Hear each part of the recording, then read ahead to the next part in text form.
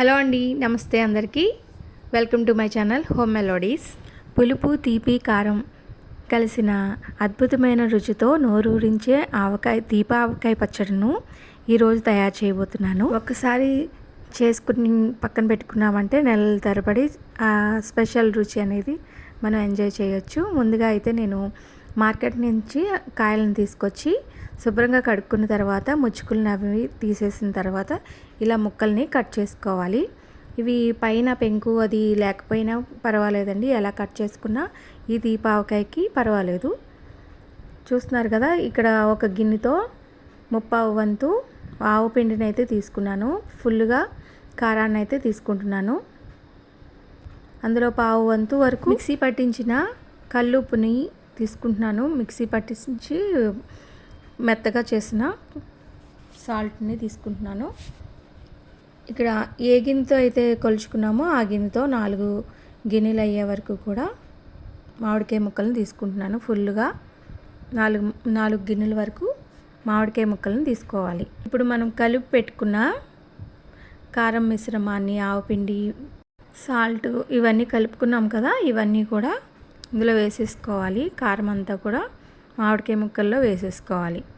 వేసుకొని బాగా కలుపుకోవాలి. ఇందులో ఆయిల్ కూడా వేసుకోవాలి. మనం ఏ గిన్నెతో అయితే కొలుచుకున్నామో ఆ గిన్నెతో ఫుల్గా ఆయిల్ని, వేరుశనగ ఆయిల్ని వేసుకోవాలి. ఆయిల్ కూడా వేసుకున్నాక బాగా కలుపుకోవాలి. మామిడికాయ ముక్కలన్నీ కూడా కారం, ఉప్పు అన్నీ పట్టేలాగా బాగా కలుపుకోవాలి. ఇక్కడ వరకు కూడా ఆవకాయ ఎలా చేస్తామో అలాగే చేసుకోవాలి. మిగతా ప్రాసెస్లో బెల్లాన్ని తీసుకోవడంలోనే ఉంది. ఇక్కడ పులుపుగా ఉండే కాయల్ని తీసుకున్నామంటే మనం ఏ గిన్నెతో కొలుచుకుంటున్నామో ఆ గిన్నెతో 2 గిన్నెల వరకు బెల్లాన్ని తీసుకోవాలి. అదే పులుపు అనేది మామిడికాయకి పులుపు అనేది కొంచెం మీడియంగా ఉన్నది అంటే 1.5 తీసుకుంటే సరిపోతుంది. ఇక్కడ కొన్ని మెంతులను కూడా వేస్తున్నాను, కొంచెం పసుపు కూడా వేస్తున్నాను, 1 స్పూన్ వరకు. ఇవి కూడా వేసుకున్న తర్వాత బాగా కలుపుకోవాలి. ఇప్పుడైతే దీంట్లో బెల్లాన్ని కొలుచుకొని ఇందులో వేసేసుకోవాలి. ఇక్కడ నేను 1.5 వరకు బెల్లాన్ని వేస్తున్నాను. బెల్లాన్ని ఇలా తురుముకొని వేస్తున్నాను.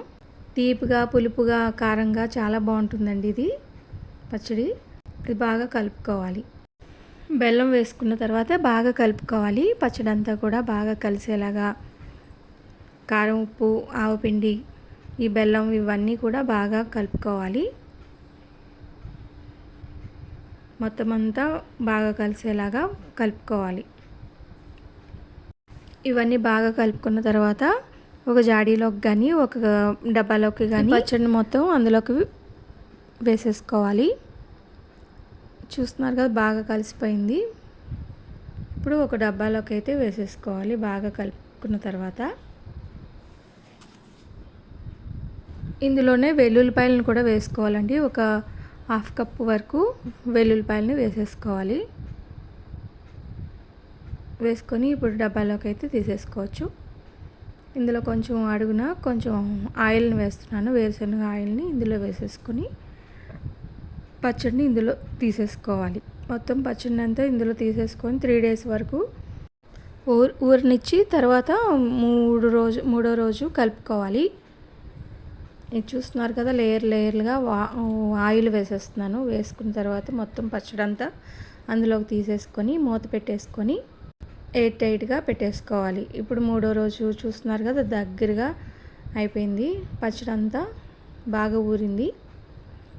ఇప్పుడు ఒక పళ్ళెంలోకి తీసేసుకొని ఇందులో ఏం తక్కువైనా కూడా కలుపుకోవచ్చు. తీపి కానీ ఉప్పు కానీ కలుపుకోవచ్చు. చూస్తున్నారు కదా, దీపావకాయ ఎంత అందంగా ఉందో, తినడానికి కూడా అంతకన్నా ఎక్కువ రుచిగా ఉంటుంది. దీపావకాయ అయితే రెడీ అయిపోయింది. మీరు కూడా ఒకసారి ట్రై చేయండి. మీకు ఎలా వచ్చిందో కూడా కమెంట్స్లో నాకు తెలియజేయండి. వీడియో నచ్చితే లైక్ చేయండి. మీ ఫ్రెండ్స్ అండ్ ఫ్యామిలీతో షేర్ చేయండి. ఇంకా ఇలాంటి మంచి వంటల కోసం నా ఛానల్ని సబ్స్క్రైబ్ చేసుకోండి. Thank you for watching.